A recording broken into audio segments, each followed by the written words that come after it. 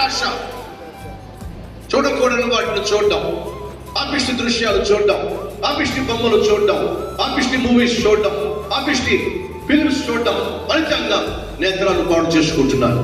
కళ్ళ నిండా కామము.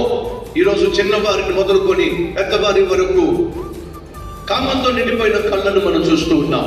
బైబిల్ సెలవిస్తుంది, నీ కన్ను తేటగా ఉన్నట్లయితే నీ శరీరం అంతా కూడా వెలుగుమయమై ఉంటుంది. అనగా నీ శరీరం పవిత్రంగా ఉండాలంటే, మన భాషలో ఒళ్ళు పవిత్రంగా ఉండాలంటే కళ్ళు పవిత్రంగా ఉండాలి. ఈరోజు ఎంతమంది ధైర్యంగా చెప్పగలరు, నా కళ్ళు పవిత్రంగా ఉన్నాయి, ఫలితంగా నా ఒళ్ళు పవిత్రంగా ఉంది, నా కళ్ళను నేను కాపాడుకోగలుగుతున్నాను, ఫలితంగా నా శరీరాన్ని నేను కాపాడుకోగలుగుతున్నాను అని చెప్పగలిగినటువంటి వాళ్ళు మన మధ్య ఎంతమంది ఉన్నారు? వినో, నువ్వు మునిగిపోకుండా, అపవిత్రతలో మునిగిపోకుండా, అపాయంలో మునిగిపోకుండా, దిగ్బంధులో మునిగిపోకుండా, అవమానంలో మునిగిపోకుండా నువ్వు ఉండాలి అని అంటే వినో, ఈ జీవితంలో లోకానికి తావివ్వద్దు.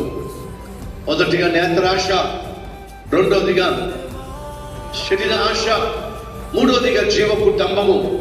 నీలో శరీర కోరికలు, శరీర ఇచ్ఛలు ఉన్నట్లయితే, అంటే కంట్రోల్ చేసుకోలేనటువంటి పాపిష్టి కోరికలతో నువ్వు ఈరోజు బంధించబడినట్లయితే, నీ కళ్ళను కంట్రోల్ చేసుకోలేకపోతున్నావు, నీ శరీరాన్ని కంట్రోల్ చేసుకోలేకపోతున్నావు, నీ కోరికలను కంట్రోల్ చేసుకోలేకపోతున్నావు, నీ ఎమోషన్ని, కోపాన్ని కంట్రోల్ చేసుకోలేకపోతున్నావు, నీ గర్వాన్ని, అహాన్ని కంట్రోల్ చేసుకోలేకపోతున్నావు.